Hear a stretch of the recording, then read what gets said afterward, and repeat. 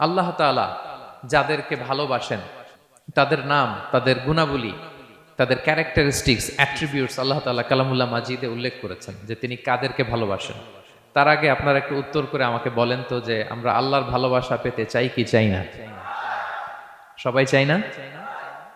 এটাই আজকে আমাদের আলোচনার টপিক, যে যাদেরকে আল্লাহ ভালোবাসেন। আমরা আজকের এই চমৎকার সন্ধ্যায় জেনে নিব যে আল্লাহ তাআলা কাদেরকে পছন্দ করেন এবং কাদেরকে ভালোবাসেন। এবং প্রিয় ভাই এবং বোনেরা, আল্লাহ তাআলার ভালোবাসা অর্জন এটা মানব জীবনের সবচাইতে বড় সৌভাগ্যের বিষয়। কি বলেন? আমরা যদি প্রেসিডেন্টের কাছের লোক হই, প্রধানমন্ত্রীর যদি কাছের লোক হই, যদি আমরা জানি যে পিএম আমাকে ভালোবাসে, প্রেসিডেন্ট আমাকে ভালোবাসে, কেমন লাগবে? ভাল লাগবে। আর যদি আমরা এটা জানতে পারি যে রব্বে কারীম আল্লাহ রব্বুল ইজ্জা ওয়াল জালাল তিনি আমাকে ভালোবাসেন, কেমন লাগবে আমাদের? এই ভালোবাসাকে আমরা বলে বোঝাতে পারবো? পারবো না। এটাই আমরা চাই, এটাই আমাদের জীবনের টার্গেট, কামনা, ঠিক কিনা? তো একজন প্রকৃত মুমিন সেই যে আল্লাহর সান্নিধ্য পেতে চায়, আল্লাহ তাআলার ভালোবাসা সে পেতে চায়। এবং মজার ব্যাপার হচ্ছে আল্লাহ তাআলা সুস্পষ্ট স্টেটমেন্টের মাধ্যমে কালামুল্লাহ মাজিদে তিনি জানিয়ে দিয়েছেন তিনি কাদেরকে কাদেরকে ভালোবাসেন। আজকের এই আলোচনায় আমরা সেটাই জানার চেষ্টা করব যে বিশেষ কিছু গুণে গুণান্বিত ব্যক্তি আছে যারা এই সৌভাগ্যের অধিকারী, যাদেরকে আল্লাহ তাআলা ভালোবাসেন বলে তিনি কোরআনে জানিয়েছেন। আমরা যেন সেই সমস্ত গুণগুলো আমাদের নিজেদের মধ্যে ধারণ করতে পারি। আল্লাহ তাআলা আমাদের তৌফিক দান করুন। আমরা সবাই আওয়াজ করে পড়ে আমিন। প্রিয় ভাই এবং বোনেরা, শুরুতেই একটা ইন্ট্রোডাক্টরি কথা বলে রাখি, ভূমিকা কথা মূল আলোচনায় যাওয়ার আগে। সেটা হচ্ছে আমাদের প্রত্যেকের মনে রাখতে হবে যে আল্লাহ তাআলা ভালোবাসা পাওয়ার প্রধান শর্ত হচ্ছে রাসূল সাল্লাল্লাহু আলাইহি ওয়াসাল্লামকে ভালোবাসা, তার অনুসরণ করা। This is the first and foremost reminder tonight. আজকের প্রথম রিমাইন্ডার এটা যে আমরা যে আল্লাহর ভালোবাসা পেতে চাই, এটার প্রধানতম শর্ত হচ্ছে আল্লাহ রাসূল সাল্লাল্লাহু আলাইহি ওয়াসাল্লামের অনুসরণ করতে হবে। ওনার অনুসরণ বাদ দিয়ে আল্লাহর ভালোবাসা কোশ্চিনকালেও পাওয়া যাবে না। যে আয়াত দিয়ে, সূরাত আলে ইমরানের 31 নম্বর আয়াত দিয়ে আমি আমার আলোচনা শুরু করেছিলাম, এই আয়াতে আল্লাহ তাআলা খুব স্পষ্ট করে বলছেন, কুল ইন কুনতুম তুহিব্বুনাল্লাহা ফাত্তাবিউনি ইউহিব্বুকুমুল্লাহ।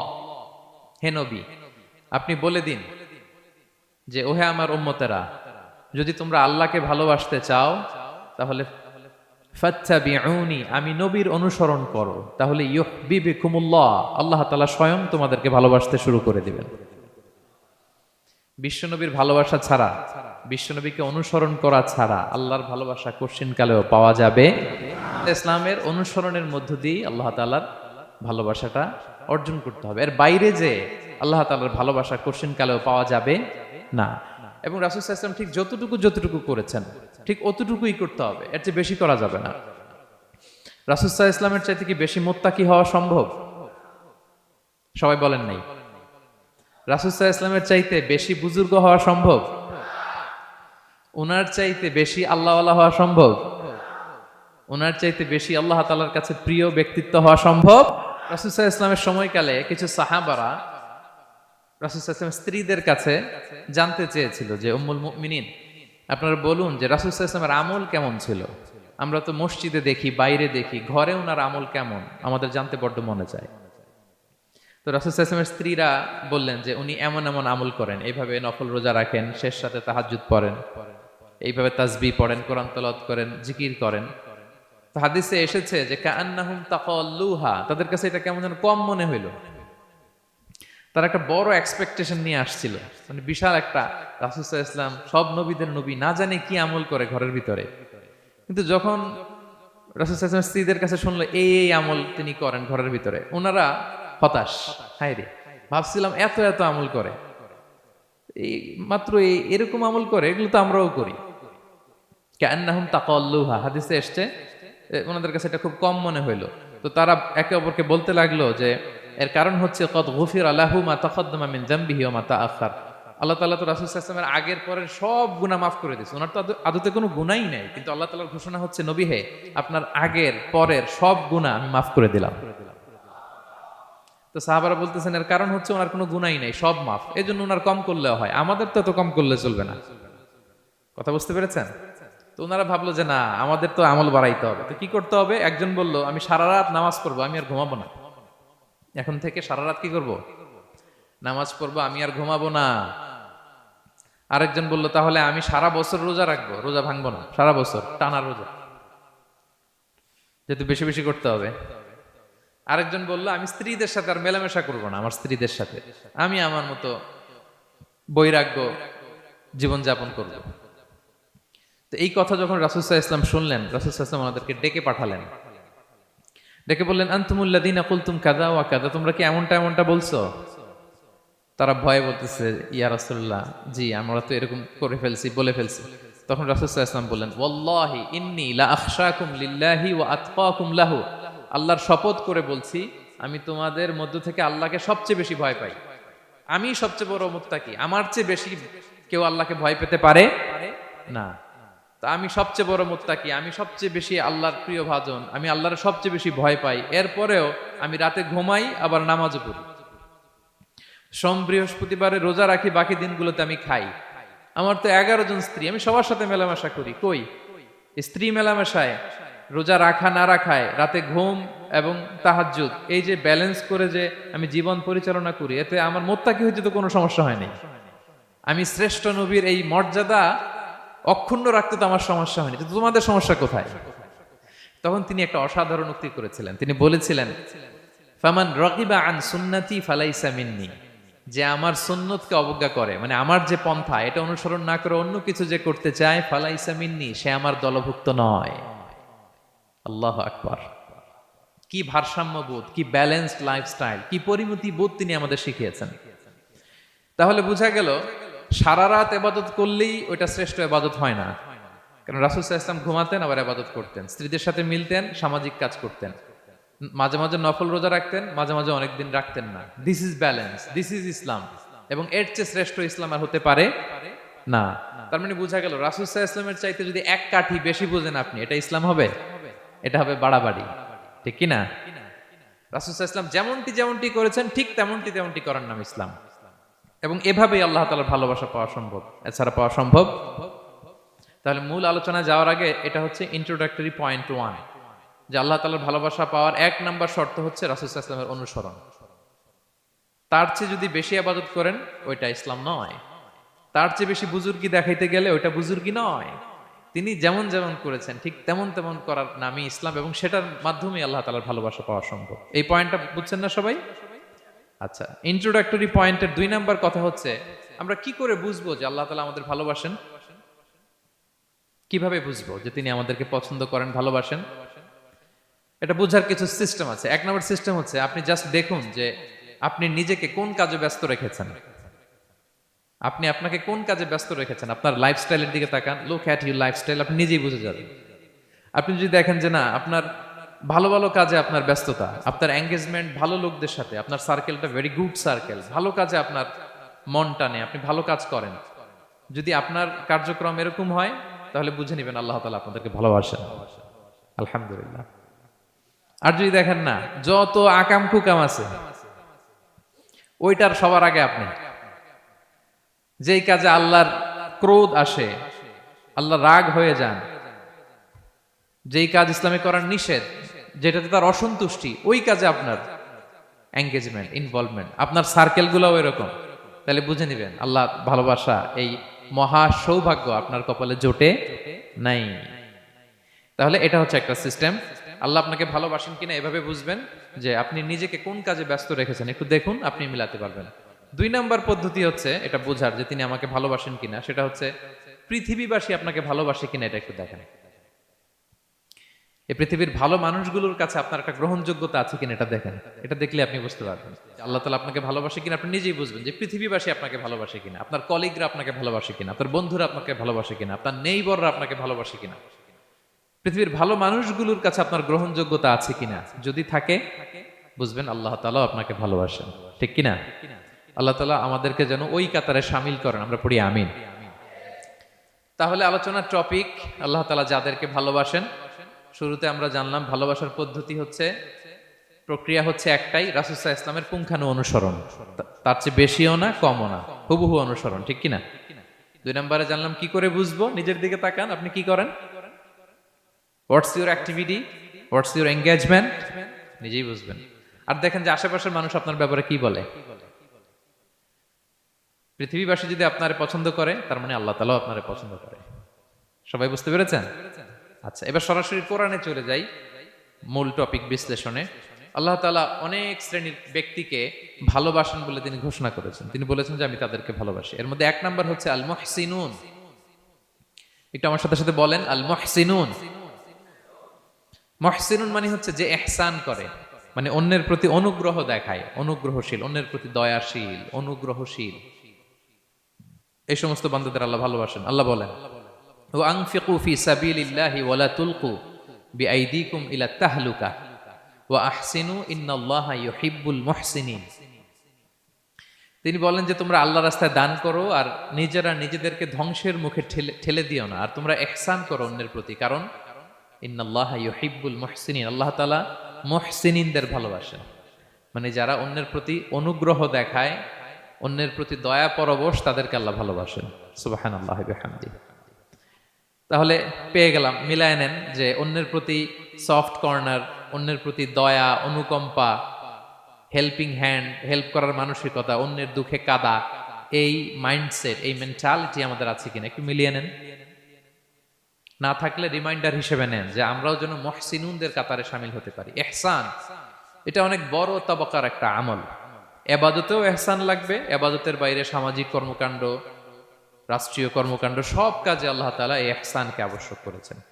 অনুগ্রহ, অন্যদের প্রতি অনুগ্রহশীল হওয়া। আর ইবাদত ছাড়া আমাদের দৈনন্দিন কাজ, পারিবারিক কাজ, সামাজিক কাজ, এই সমস্ত কাজেও কিন্তু আল্লাহ তাআলা ইহসানকে আবশ্যক করেছেন। প্রিয় ভাই এবং বোনেরা, অন্যের প্রতি অনুগ্রহ করাটাকে তিনি কি করেছেন? আবশ্যক করেছেন। একটা ছোট্ট হাদিস শুনি। হাদিসে রাসূল সাল্লাল্লাহু আলাইহি ওয়াসাল্লাম ইরশাদ করছেন যে ইন্নাল্লাহা তাবারাকা ওয়া তাআলা কাতাবাল ইহসানা আলা কুল্লি শাই। আল্লাহ তাআলা সব কিছুর উপর ইহসানকে আবশ্যক করেছেন, সব কিছুর উপর। মুমিনের সব কাজে ইহসান থাকতে হবে, অন্যের প্রতি অনুগ্রহের পরশ থাকতে হবে। এবার মজার একটা পার্ট আসছে হাদিসে, খেয়াল করে শুনি। রাসূল সাল্লাল্লাহু আলাইহি ওয়াসাল্লাম বলেন, ফাইদা কাতালতুম ফাআহসিনুল কিতলা। আল্লাহ তাআলা সব জায়গায় ইহসানকে আবশ্যক করেছেন। এমন কি ফাইদা কাতালতুম, যখন তোমরা কতল করবে কাউকে, ফাআহসিনুল কিতলা, ইহসানের সাথে কতল করো। সুবহানাল্লাহ বললেন না? প্রসঙ্গটা কি? হত্যার প্রসঙ্গটা।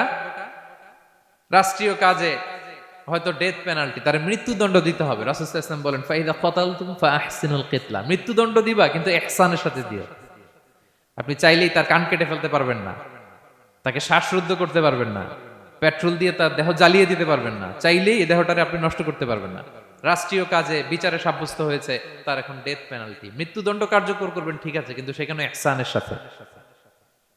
ফাইদা কাতালতুম ফাআহসিনুল কিতলা, মৃত্যুদণ্ড কার্যকর করার সময় ইহসানের সাথে করো। ওয়া ইদা যাবাহতুম ফাআহসিনুয যাবাহা, জবাই করার সময়ও ইহসান করো। সুবহানাল্লাহ। করতেছি জবাই, করতেছি কি? কিন্তু মেরে ফেলতেছি প্রাণীটাকে খাওয়ার জন্য। স্লটারিং, লিটারালি আমি ছুরি চালাচ্ছি ওর গলায়, ফিনকি দিয়ে রক্ত বেরোবে এখনই, মেরে ফেলতেছি। কিন্তু যা মনে চায় আপনি কোপাতে পারবেন? কুরবানির পশুকে কষ্ট দিতে পারবেন না। আমরা এই ভুলটা করি। রাসূল সাল্লাল্লাহু আলাইহি ওয়াসাল্লাম দেখেন আরো স্পেসিফিক করে বলছেন যে ওয়ালিউহিদ্দা আহাদুকুম শাফরাতাহু ওয়ালিউরিহ যাবিহাতাহু, তোমরা জবাইয়ের সময় তোমাদের ছুরিটাকে ধার করে নিও, যাতে করে প্রাণীটা কম কষ্ট পায়। সুবহানাল্লাহ। আমরা অনেক সময় ভুল করে ফেলি। আমরা গরু শোয়ানোর পরে এই রশি কোথায়, এই ছুরি কোথায়, এই কষাই কোথায়, এই যে 7 জনের নামে জবাই হবে এদের নাম কোথায়, গরুটাকে আমরা কষ্ট দিচ্ছি। রাসূল সাল্লাল্লাহু আলাইহি ওয়াসাল্লাম বলে না, মুমিনের প্রতিটি কাজে ইহসানের পরশ থাকে। তারা প্রাণী জবাই করবে ঠিকই খাওয়ার জন্য, কিন্তু এখানেও ইহসান করতে হবে, ঠিক কিনা? তারা মৃত্যুদণ্ড কার্যকর করবে, ডেথ পেনাল্টি রাষ্ট্রীয় আইনে, কিন্তু যেমন মনে চায় তেমন করা যাবে না। ওইখানেও ইহসান রাখার দরকার আছে না নাই? প্রিয় ভাইয়েরা, এই ইহসানকে যারা মেনটেন করে জীবনের সব কাজে, আল্লাহ তাদেরকে বড্ড ভালোবাসে, বড্ড পছন্দ করে। সো আমরা যেন সবাই সবার প্রতি ইহসান করি। স্বামী স্ত্রীর প্রতি ইহসান করুন, স্ত্রী স্বামীর প্রতি ইহসান করুন, বাবা সন্তানের প্রতি, সন্তান বাবার প্রতি, পরিবারের সকল সদস্যদের প্রতি ইহসান করুন, কর্মচারীদের প্রতি ইহসান করুন, সহকর্মীদের প্রতি ইহসান করুন। মুমিন জীবনের প্রতিটি কাজে ইহসানের পরশ থাকবে, কারণ ইন্নাল্লাহা ইউহিব্বুল মুহসিনিন, আল্লাহ তাআলা মুহসিনদের, যারা অন্যদের প্রতি অনুগ্রহ দেখায় তাদেরকে বড্ড ভালোবাসেন। এই পয়েন্টটা কি বুঝতে পেরেছেন সবাই? ক্লিয়ার? 2 নম্বরে চলে যায়। আর কাদেরকে আল্লাহ ভালোবাসেন? 2 নম্বরে হচ্ছে আত-তাওয়াবুন, যারা ভুল করেই তওবা করে সাথে সাথে আল্লাহ তাদেরকে বড্ড ভালোবাসেন। সুবহানাল্লাহ। আল্লাহ তাআলা বলছেন ইন্নাল্লাহা ইউহিব্বুত তাওয়াবিন ওয়া ইউহিব্বুল মুতাতাহহিরিন। আল্লাহ তওবাকারীদেরকে যেমনি ভালোবাসেন, পবিত্রতা অর্জনকারীদেরও ভালোবাসেন। ওটা আমি পরে আসতেছি, এখন তওবাতেই থাকি। তাহলে 2 নম্বরে হচ্ছে ইন্নাল্লাহা ইউহিব্বুত তাওয়াবিন। 2 নম্বরে হচ্ছে কাদেরকে ভালোবাসেন? তওবাকারীদেরকে তিনি বড্ড ভালোবাসেন। দেখেন রাসূল সাল্লাল্লাহু আলাইহি ওয়াসাল্লাম কি বলে? তিনি বলেন ওয়াল্লাহি ইন্নী লা আস্তাগফিরুল্লাহ ওয়া আতুবু ইলাইহি ফিল ইয়াউমি আকসারা মিন 70 মাররা। আল্লাহর শপথ, আমি বিশ্বনবী প্রতিদিন 70 বারেরও বেশি তওবা পড়ি। যার আগেও কোনো গুনাহ নাই, পরেও কোনো গুনাহ, উনি তওবা করে কয়বার? 70 বার। আমাদের তো কোনো গুনাহ টুনা নাই, তাই না? হ্যাঁ, আমাদেরও গুনাহ আছে নাকি? বস্তা ভরা। তো বিশ্বনবী যদি 70 বার তওবা করেন ডেইলি বেসিস, আমাদের করা দরকার কয়বার? যার যার কাছে ছেড়ে দিলাম, বলেন। হ্যাঁ, 70,000 বার করা দরকার, ঠিক কিনা? প্রিয় ভাইরা, তাওবা কি? তাওবা মানে ফিরে আসা আল্লাহর কাছে। ভুল করেছি, অনুতপ্ত হয়ে আল্লাহর কাছে ফিরে আসবো, এটার নাম তাওবা। To return back to your Lord, আল্লাহর কাছে ফিরে আসবেন। এই ফিরে আসাটাকে আল্লাহ খুব পছন্দ করেন। এখানেই শয়তান আর আমাদের মধ্যে পার্থক্য। শয়তান ভুল করে করছি তো করছে, ওইটার মধ্যেই সে অটল অবিচল, ক্ষমা আর চাইনি। কিন্তু আমরা সকালে ভুল করে দুপুরে মাফ চাই, দুপুরে করে রাতে মাফ চাই, আজকে ভুল করে কালকে মাফ চাই, ঠিক কিনা? এই মাফ চাওয়াটাকে, ফিরে আসাটাকে, তার গুনাহগার বান্দা অনুতপ্ত হয়ে, রিয়েলাইজেশন হয়ে, বুঝতে পেরে ফিরে আসাটাকে তিনি বড্ড পছন্দ করেন, বড্ড পছন্দ করেন। এজন্য ভুল আমাদের হবে প্রিয় ভাইরা। আল ইনসান মিনান নিসিয়ান, আমাদের নামটাই এসেছে ভুল থেকে, আমরা ভুলে যাই, ভুল হয়ে যায় আমাদের। কিন্তু ক্ষমার রাস্তা, তওবার রাস্তা খোলা আছে না নাই? এটা হচ্ছে আমাদের জন্য আশা, হোপ। আমরা হোপফুল, সবসময় আশাবাদী। যত ভুল হোক, যত ভুল আপনি করেন, এটা খেয়াল রাখবেন, ভুল আপনি যতই করেন না কেন, তার রহমতের দরিয়া তার চাইতেও বড়, তার ক্ষমার মহাসাগর তার চাইতেও বিস্তৃত, যত ভুল আপনি করেন না কেন। এজন্য আল্লাহ তাআলা বলেন ইয়া আইয়ুহাল্লাযীনা আমানু তুবু ইলাল্লাহি তাওবাতান নাসুহা। ওহে বিশ্বাসীরা, একনিষ্ঠভাবে তওবা করো, ফিরে আসো আমার দিকে। ফাফিররু ইলাল্লাহ 24/7। পৃথিবীর কোনো দরজা 24 ঘন্টা খোলা থাকে না। রাত 3টার দিকে যদি আপনি উঠে জায়নামাজটা বিছিয়ে যে ভুলটা করছেন ওটা স্মরণ করে চোখের পানি ছেড়ে মাফ চান, ক্ষমা করবেন না তিনি? হ্যাঁ, ক্ষমা দেওয়ার জন্য তিনি বসে আছেন। সেজন্য ভুল হইলে আমরা পড়বো আস্তাগফিরুল্লাহ। কি পড়বো? পড়েন আস্তাগফিরুল্লাহ রাব্বি মিন কুল্লি যামবি ওয়া আতুবু ইলাই। পড়েন আস্তাগফিরুল্লাহাল্লাযী লা ইলাহা ইল্লা হুয়াল হাইয়ুল কাইয়্যুম ওয়া আতুবু ইলাই। এটা পড়ে আল্লাহর কাছে ফিরে আসবেন, অনুতপ্ত হবেন, আল্লাহ ভুল করে ফেলেছে, আল্লাহ তুমি ক্ষমা করো, আল্লাহ তুমি ক্ষমা করো, আল্লাহ আমরা ভুল করে ফেলেছি। ভুল সবাই করে, কে না করে? হ্যাঁ, কুল্লু ইবনে আদম খাত্তা। বিষ্ণু বলেন তোমরা সবাই ভুলকারী, কিন্তু ওয়া খায়রুল খাত্তাইন আত-তাওয়াবুন, এই ভুলকারীদের মধ্যে শ্রেষ্ঠ যে ভুল করেই তওবা করে। আল্লাহ তাআলা তওবাকারীদের বড় ভালোবাসেন আমার ভাইরা।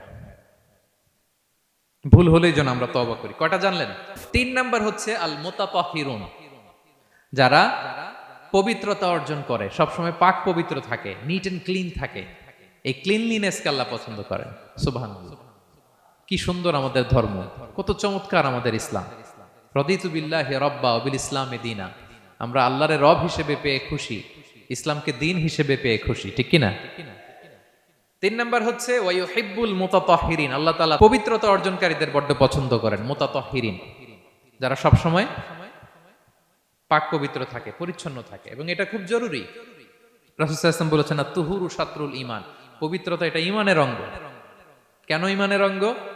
কারণ নামাজ যার নাই তার ঈমান নাই, আর পবিত্রতা ছাড়া নামাজই হয় না। এজন্য রাসূল সাল্লাল্লাহু আলাইহি ওয়াসাল্লাম বলেছেন পবিত্রতা ঈমানের অঙ্গ।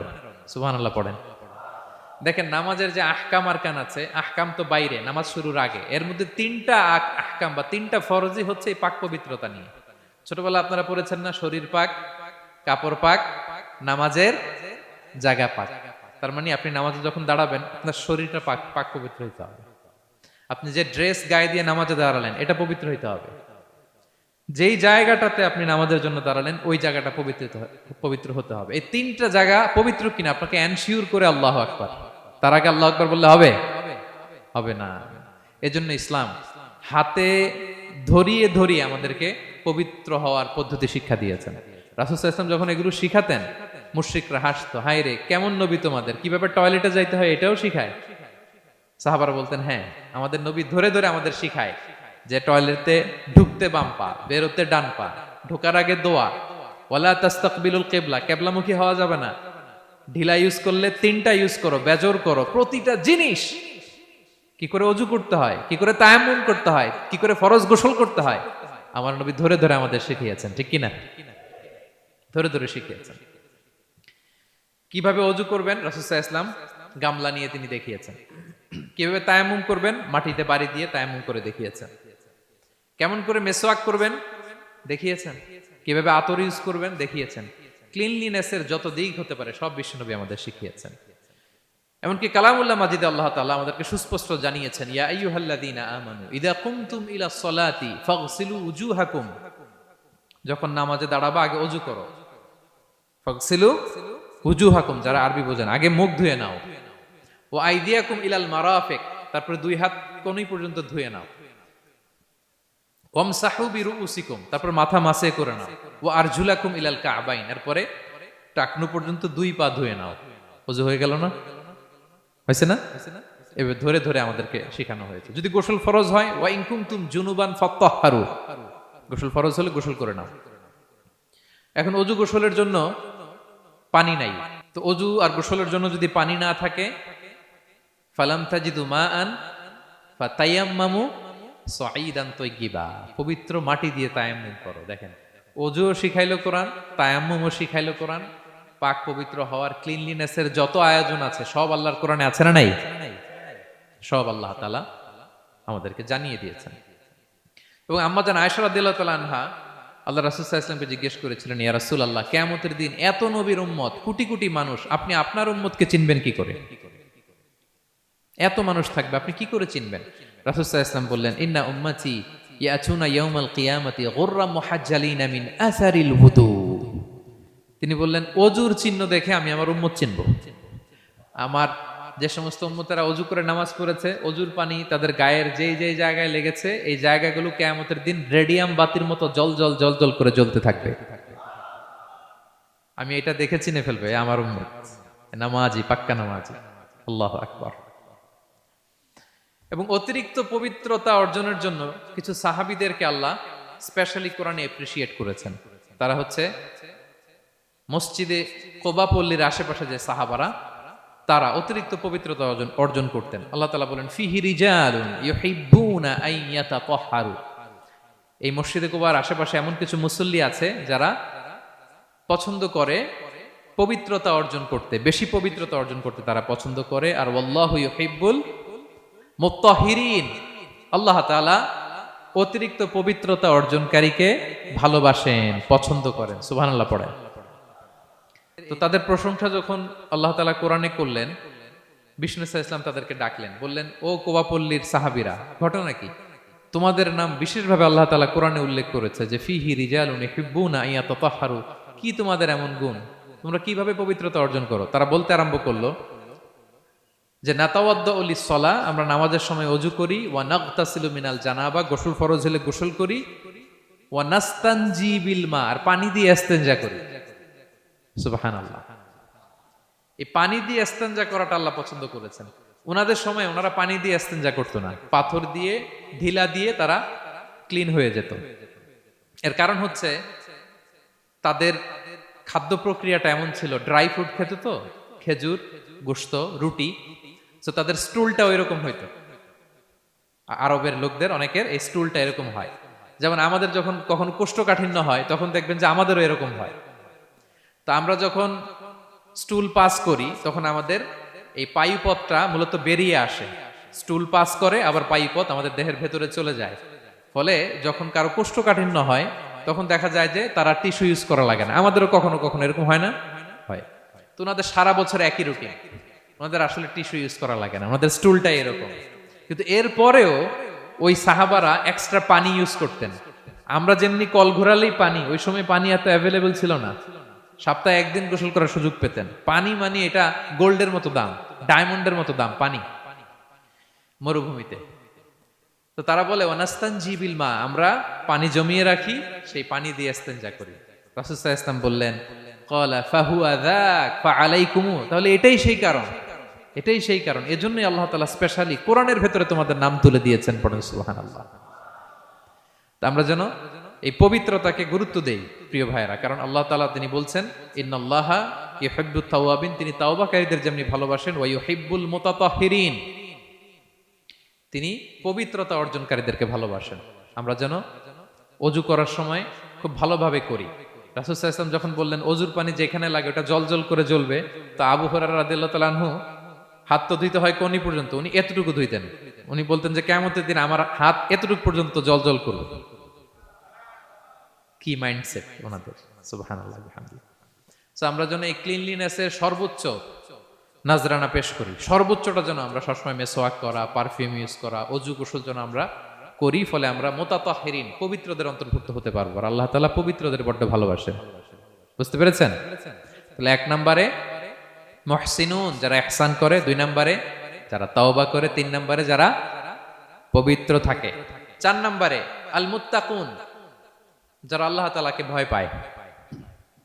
আল্লাহ তাআলা বলছেন বালা মান আওফা বিআহদিহি ওয়াত্তাকা ফাইন্নাল্লাহা ইউহিব্বুল মুত্তাকিন। হ্যাঁ, যারা ওয়াদা রাখে, আল্লাহকে ভয় করে, আল্লাহ তাআলা এই মুত্তাকিদের বড় ভালোবাসেন। মুত্তাকি অর্থাৎ আল্লাহ সচেতনতা, আল্লাহ ভীরুতা যাদের ভেতরে আছে, যে কোনো পরিস্থিতিতে তারা ভাবে যে আল্লাহ তাআলা আমাকে দেখছেন, এই সেন্স, এই অনুভূতি যার মধ্যে আছে সে মুত্তাকি। তা আমরা মানুষের সামনে যেভাবে যেরকম সৎ থাকি, আমরা যদি মানুষের চক্ষুর আড়ালেও সৎ থাকি তাহলে আমরা মুত্তাকি। বুঝতে পেরেছেন? মুত্তাকির তাকওয়ার অনেক সংজ্ঞা আছে, অনেক সংজ্ঞা। সবচেয়ে সহজ সংজ্ঞা হচ্ছে মানুষের সামনে আমরা যতটা ভালো, আমার প্রাইভেট লাইফেও যদি আমি ততটা ভালো হই তাহলে আমি মুত্তাকি। একটু যোগ বিয়োগ দিয়ে নেন নিজের সাথে নিজে, যে আমি পাবলিকলি যতটা ভালো প্রাইভেটলি ততটা ভালো কিনা। যদি হই তো আমি মুত্তাকি। ওমরে ফারুক রাদিয়াল্লাহু তাআলা আনহু একবার উবাই ইবনে কাবকে বললেন, ইয়া উবাই মা হুয়া তাকওয়া, আল্লাহ কোরআনে এত তাকওয়ার কথা বলেছেন, তাকওয়াটা কি? উনি প্রশ্নের উত্তর না দিয়ে উনিও প্রশ্ন করলেন। উনি বললেন হাল সালাকতা তরিকান দা শাউক, ইয়া আমিরাল মুমিনিন, আপনি কি কখনো মরুভূমিতে কাঁটাযুক্ত রাস্তা দিয়ে হেঁটেছেন? উনি বললেন হেঁটেছি। তো কিভাবে হেঁটেছেন? দেখেন কেমনে উত্তর দেয় এক সাহাবী আরেক সাহাবীকে। যেখানে যে রাস্তায় কাঁটা আছে, ক্যাকটাস আছে, গুলমলতা, কিভাবে হেঁটেছেন? তিনি বললেন ইজতাহাদতু ওয়া তাশাম্মারতু, আমি আমার জুব্বা পাগড়ি খুব আঁটোসাঁটো করে কাপড়টা উপরের দিকে টেনে এমন সাবধানে হেঁটেছি যাতে ক্যাকটাসের কাঁটা আমার গায়ে না লাগে। এই পথটা পাড়ি দিতে খুব সাবধানে, খুব প্রিকশন নিয়ে, এক্সট্রা কশন নিয়ে আমি পার হয়েছি। উবাই ইবনে কাব বললেন হাদা হুয়া তাকওয়া, এটাই তো তাকওয়া। এই তো বুঝে গেছেন আপনি। আপনি একটু আগে প্রশ্ন করছেন তাকওয়া কি, এটাই তাকওয়া। বলে তাই নাকি? তিনি বললেন হ্যাঁ। তো তিনি বললেন দুনিয়ার চলতি পথে ডানে বায়ে এরকম অনেক পাপের হাতছানি আপনাকে স্পর্শ করতে চাইবে। ওই যে কাঁটাযুক্ত রাস্তা দিয়ে আপনি যেভাবে সাবধানে, কাঁটা যাতে গায়ে না লাগে, খুবই প্রিকশন নিয়ে হেঁটেছেন, এই দুনিয়ার পুরো জার্নিটা যদি এইভাবে চালাতে পারেন তাইলেই আপনি মুত্তাকি। সুবহানাল্লাহি বিহামদিহি। আল্লাহ তাআলা বলেন যাদের মধ্যে এই তাকওয়ার সেন্স আছে আমি তাদেরকে ভালোবাসি। তাকওয়া হচ্ছে কেউ না দেখলেও আল্লাহ দেখেন, এই অনুভূতি। সবার চোখ ফাঁকি দেয়া গেলেও একজনের চোখ ফাঁকি দেয়া যায় না। তিনি কে? এই অনুভূতির নাম হচ্ছে তাকওয়া। আল্লাহ বলেন ইন্না আকরামাকুম ইনদাল্লাহি আতকাকুম, তোমাদের মধ্যে সবচাইতে আল্লাহর কাছে সম্মানিত ব্যক্তি যার মধ্যে আল্লাহর ভয় বেশি। নাকি আল্লাহ বলছে তোমাদের মধ্যে যে সবচেয়ে বড় বিলিয়নিয়ার সে আল্লাহর কাছে সম্মানিত, দেখতে বেশি সুন্দর সে সম্মানিত, যার জনবল আছে, অর্থবল আছে, লোকবল আছে না। তাকওয়া, তাকওয়া হচ্ছে ক্রাইটেরিয়া। যার তাকওয়া বেশি সে আমার কাছে সম্মানিত। এবং আল্লাহ তাআলা বলেন ওমাই ইয়াত্তাকিল্লাহা ইয়াজআল লাহু মাখরাজা ওয়া ইয়ারযুকহু মিন হাইসু লা ইয়াহতাসিব, যে আল্লাহকে সবসময় ভয় পাবে, যে মুত্তাকি, সে কোথাও জীবনে আটকাবে না, কোথাও আটকাবে না। জীবনে কোনো বিপদ আসলে একটা ওয়ে আউট, একটা এক্সিট। মালয়েশিয়াতে তো বলে কেলুয়ার। মালয়েশিয়া কি বলে?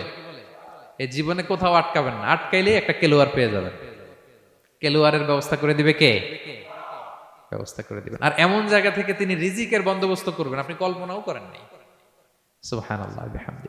5 নম্বরে হচ্ছে আল মুতাওয়াক্কিলুন, যারা আল্লাহর উপর তাওয়াক্কুল করে। আল্লাহ বলে ফাইদা আযামতা ফাতাওয়াক্কাল আলাল্লাহ ইন্নাল্লাহা ইউহিব্বুল মুতাওয়াক্কিলিন। কোন বিষয়ে যখন দৃঢ় সংকল্প নিয়েছো তো আল্লাহর উপর ভরসা করো, কারণ আল্লাহ ওই সমস্ত লোকদের ভালোবাসা যারা আমার উপর তাওয়াক্কুল করে, মানে ভরসা করে।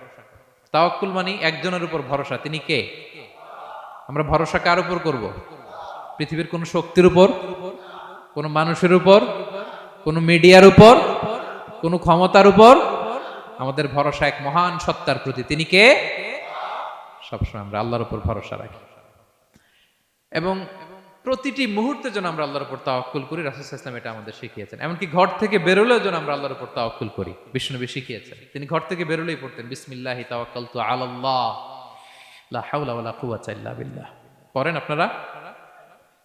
আল্লাহর উপর, আল্লাহর নামে, আল্লাহর উপর তাওয়াক্কুল করে বেরোলাম, এটা পড়ে বেরোবেন। আর তিনি লম্বা একটা দোয়া পড়তেন, আল্লাহুম্মা ইন্নী আউযু বিকা আন আযিল্লা আও উযাল্লা আও আদিল্লা আও উদাল্লা আও আযলিমা আও উযলামা আও আজহালা আও ইউজহালা আলাইহি। চমৎকার দোয়া, চমৎকার দোয়া। এটা পড়ে তিনি বেরোতেন। তো এই তাওয়াক্কুল যারা করে, আল্লাহর উপর ভরসা রাখে, আল্লাহ তাদেরকে বড্ড পছন্দ করেন।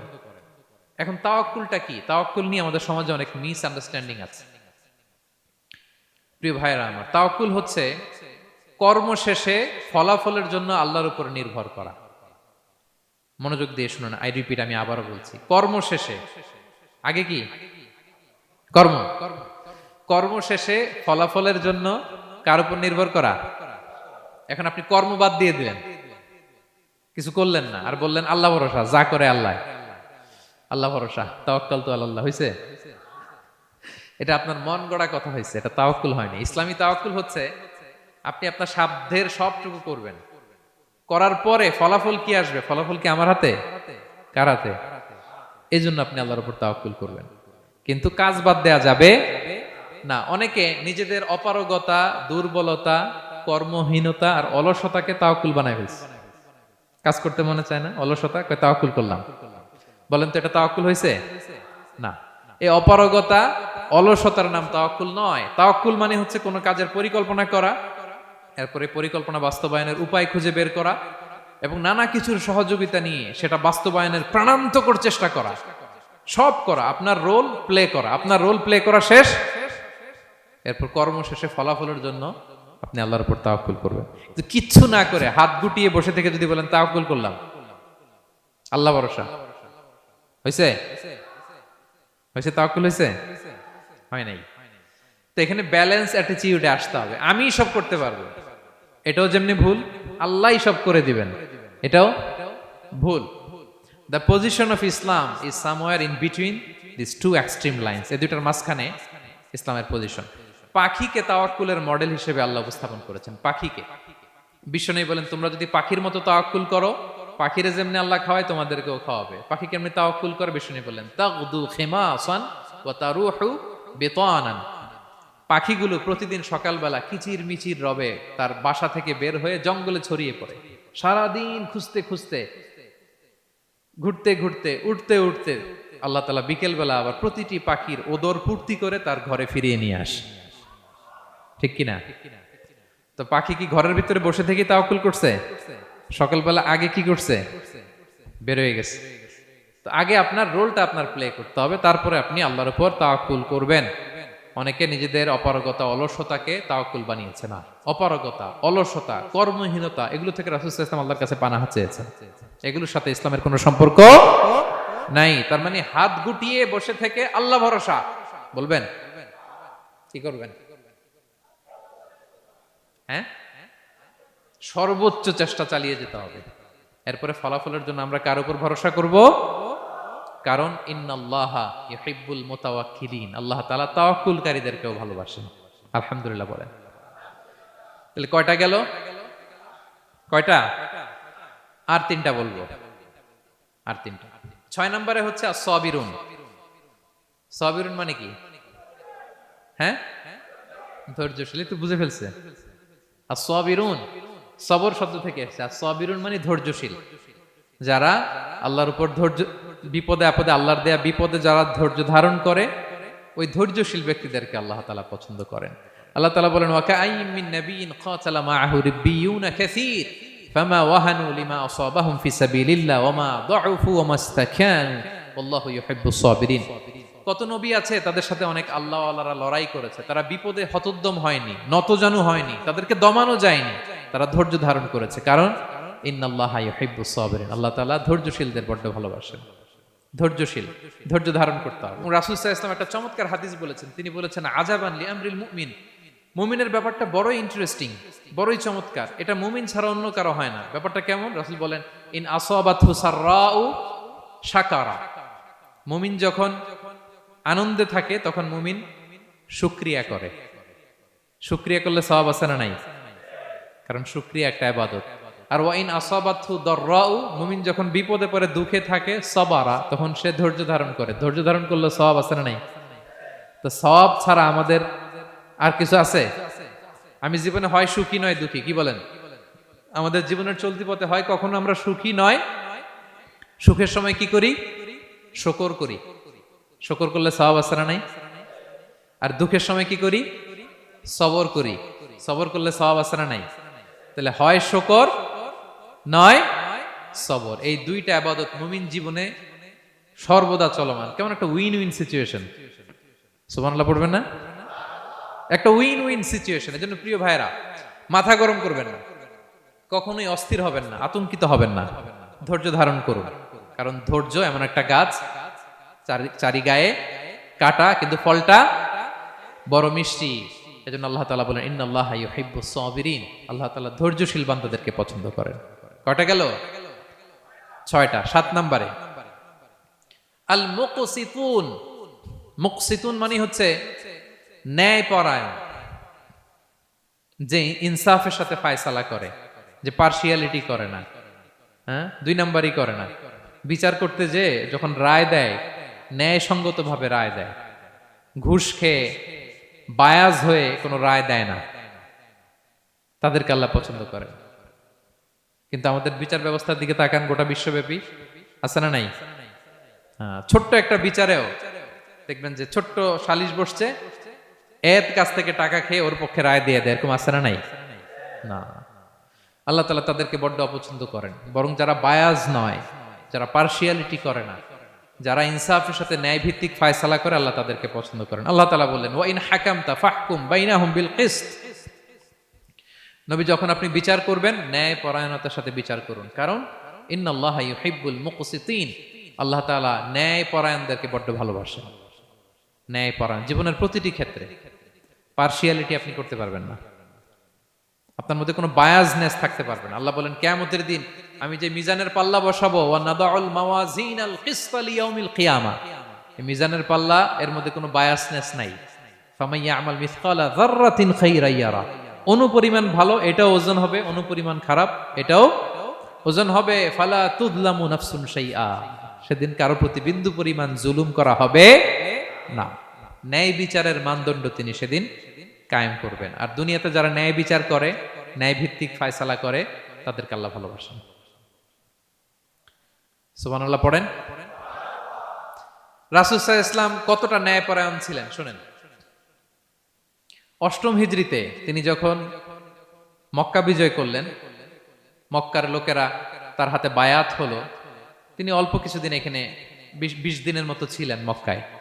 তো ইন দ্য মিন টাইম মক্কার কুরাইশ গোত্রের একটা শাখা, এটার নাম হচ্ছে বনু মখজুমিয়া, বনু মখজুমিয়া গোত্রের একটা নারী চুরিতে ধরা পড়ল। তো চুরি করলে ইসলামের বিধান কি? আস-সারিকু ওয়াস-সারিকাতু ফাকতাউ আইদিয়াহুমা, হাত কেটে দাও। এখন সাহাবারা বলতে লাগলো, হায় রে, এই নতুন মাত্র কুরাইশরা কালিমা পড়ে মুসলমান হইল, রাসূল সাল্লাল্লাহু আলাইহি ওয়াসাল্লাম যদি এখনই এই মহিলার হাত কেটে দেয় তাহলে এখানে তো একটা ঝামেলা হবে। কিন্তু আমরা তো কেউ বলারও সাহস রাখি না। কে যে বলবে নবীর কাছে যে নবী এই আজকের জন্য, এবারের জন্য এই মহিলারা মাফ করে দেন, হাত কেটে দিয়েন না? কেউ সাহস করতে পারে না। পরে রাসূল সাল্লাল্লাহু আলাইহি ওয়াসাল্লামের পালক পুত্রের ছেলে উসামা বিন যায়েদ হিব্বু রাসূলিল্লাহ, ওনাকে রাসূল সাল্লাল্লাহু আলাইহি ওয়াসাল্লাম বড্ড ভালোবাসতেন। সবাই বলে উসামারে যে বল, সে তো নাতির মতো। যায়েদ হচ্ছে পালক পুত্র, পালক পুত্রের ছেলে তো নাতি, হাসান হোসেনের মতো আদর করতেন। তো তাকে যে বলো, সবাই বললো উসামা আমরা কেউ পারবো না, তুমি যে বলো। তো উসামা ছোট মানুষ যে বলতেছে ইয়া রাসূলুল্লাহ, সবাই বলতেছে এবারের জন্য একটু মাফ করে দেয়া যায় না? এই মহিলাটারে একটু মাফ করে দেয়া যায় না? রাসূল সাল্লাল্লাহু আলাইহি ওয়াসাল্লাম রেগে গেলেন। তিনি বললেন, তোমাদের আগে বনি ইসরাইলের এই স্বভাব ছিল, ধনীরা চুরি করলে মাফ করত, গরিবরা চুরি করলে বিচার কার্যকর করত। শুনে রাখো কুরাইশের লোকেরা, শুনে রাখো মক্কাবাসী, লাউ আন্না ফাতিমাতা বিনতি মুহাম্মাদিন সারাকাত লা কাতাআ মুহাম্মাদুন ইয়াদাহা। আরে বনু মাখজুমিয়ার মেয়ে তো দূর কি বাত, আমার কলিজার টুকরা নয়নের পুতলি ফাতেমাও যদি আজকে চুরিতে ধরা পড়তো, তার হাত কেটে দিতে আমি মুহাম্মদ 1 সেকেন্ডও দেরি করতাম না। যারা ন্যায় ভিত্তিক ফায়সালা দেয়, মুকসিতুন, আল্লাহ তাআলা তাদেরকে পছন্দ করেন। আমরা যেন তাদের অন্তর্ভুক্ত হতে পারি।